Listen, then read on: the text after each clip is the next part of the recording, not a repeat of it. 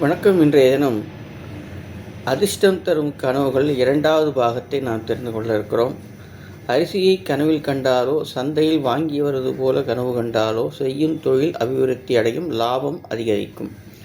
பலருடன் சேர்ந்து விருந்து உண்பது போல கனவு கண்டால் உத்தியோக உயர்வு சித்திக்கும். திருமணம் ஆகாதவர்கள் இந்த கனவை கண்டால் விரைவில் திருமணம் நடைபெறும்.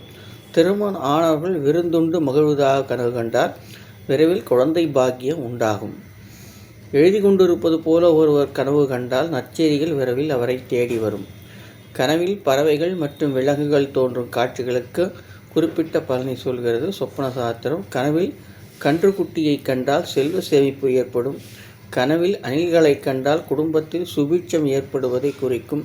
புதிதாக சேமிக்க தொடங்குவீர்கள். அதுபோல கனவில் வெள்ளாடு வந்தால் நல்ல தனவிருத்தி கிடைக்கும் என்று நம்பப்படுகிறது.